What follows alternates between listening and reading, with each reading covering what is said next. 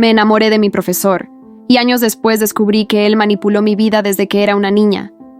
No sé cómo empezar sin sentir un nudo en la garganta, pero tal vez contarlo me ayude a entender en qué momento mi vida dejó de ser mía. Todo empezó cuando tenía 11 años. Recuerdo que mi mamá decidió cambiarme de escuela porque, según ella, en la anterior no estaba aprendiendo lo suficiente. Yo no entendía del todo la razón, pero lo acepté. Fue ahí donde lo conocí por primera vez. Él no era mi profesor todavía, pero sí trabajaba en la escuela como coordinador académico.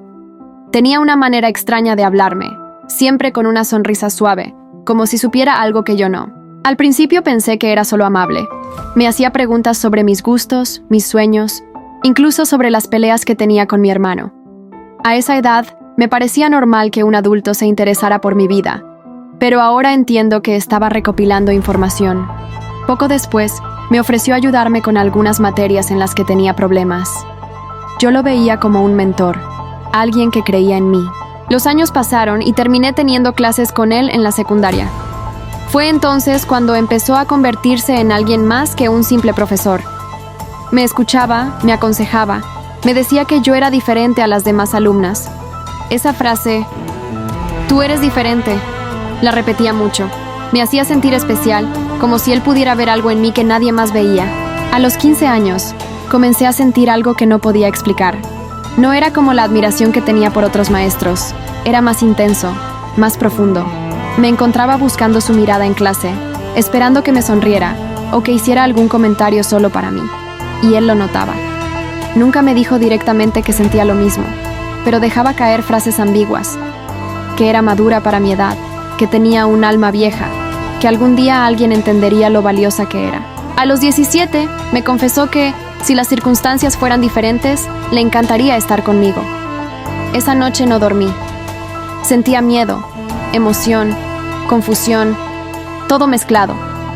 No pasó nada físico, pero esa conversación me marcó. Me juré que, cuando cumpliera la mayoría de edad, le diría lo que sentía. Cuando cumplí 18, le escribí un mensaje largo, diciéndole que nunca había dejado de pensar en él. Me contestó rápido, diciéndome que sentía lo mismo y que ahora nada nos impedía estar juntos. Fue el inicio de una relación secreta, que duró varios años. Yo creía que habíamos esperado el momento correcto, que lo nuestro era el destino, hasta que, una tarde, encontré algo que destrozó todo. Ese día estaba buscando unos documentos viejos en la casa de mi madre. Entre carpetas polvorientas encontré una caja que no recordaba haber visto antes. Dentro había cartas, fotos y recortes de periódico. Al principio pensé que eran cosas de mi infancia que mi mamá había guardado, pero cuando comencé a leer, sentí que el aire me faltaba. Había cartas dirigidas a mi madre, escritas por él. No eran recientes. Algunas tenían fecha de cuando yo tenía apenas 9 años.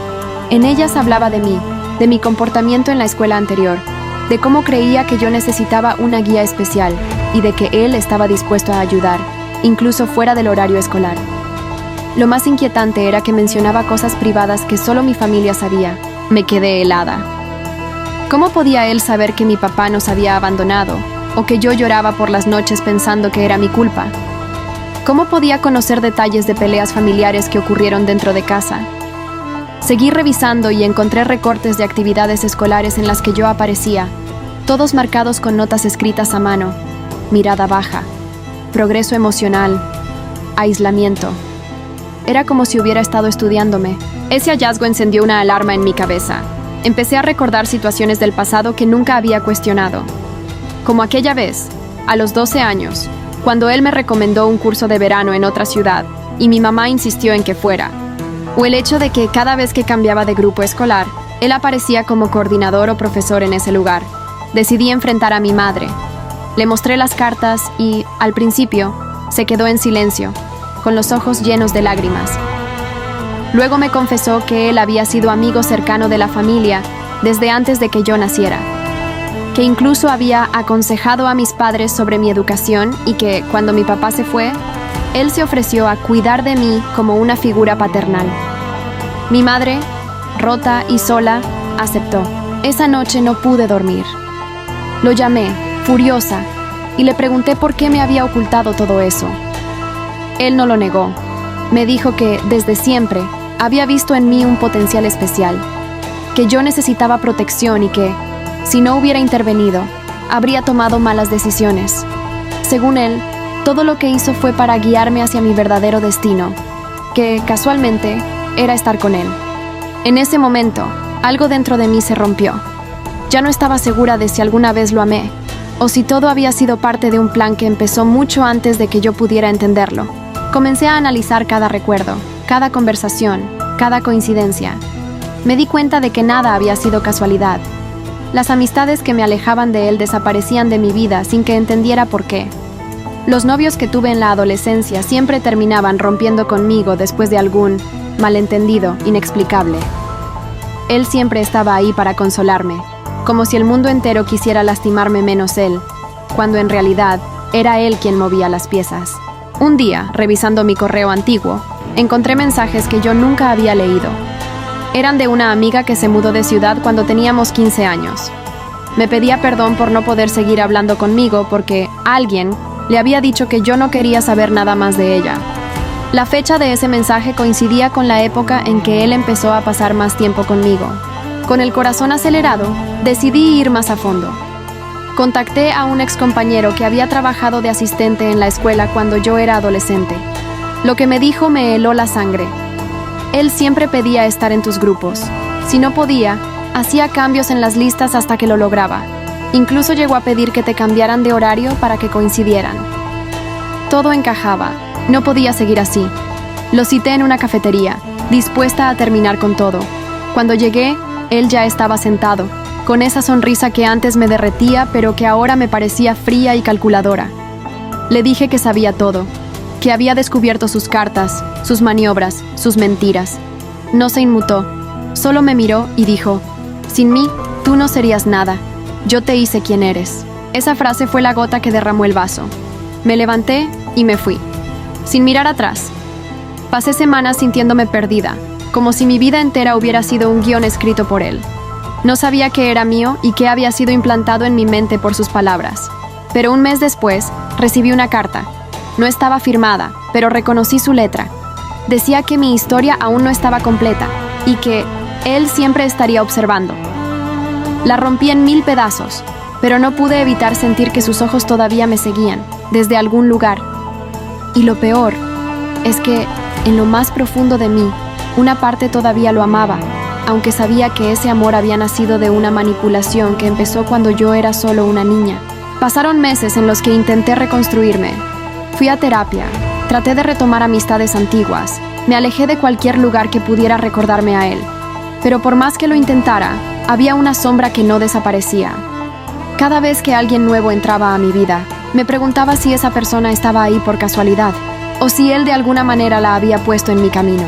Un día, la terapeuta me sugirió escribir una línea de tiempo con todos los momentos importantes de mi vida, para identificar patrones. Lo hice, y el resultado me dejó sin aliento. En cada punto crucial, él había estado presente. Cuando cambié de escuela, cuando decidí mi carrera, cuando me mudé de ciudad, incluso cuando rechacé una beca que me habría llevado al extranjero, porque él me convenció de que aquí tenía más oportunidades. Me di cuenta de que nunca había tomado una decisión grande sin que él estuviera detrás, guiándome o manipulándome. Decidí buscar a mi padre, con quien no hablaba desde niña. Lo encontré después de semanas de intentos, y cuando por fin nos reunimos, lo primero que me dijo fue: «Sabía que un día vendrías». Él me dijo que tarde o temprano lo harías. Sentí un escalofrío recorrerme. Le pregunté a qué se refería, y me confesó que, antes de irse, ese hombre le había dicho que yo estaría mejor bajo su cuidado. Mi padre, avergonzado, admitió que aceptó, porque pensaba que él sería una buena figura paterna. Salí de esa reunión con el corazón en pedazos. Era como si todo el mundo hubiera conspirado para dejarme en sus manos. Pensé en denunciarlo, pero no tenía pruebas sólidas de que hubiera hecho algo ilegal.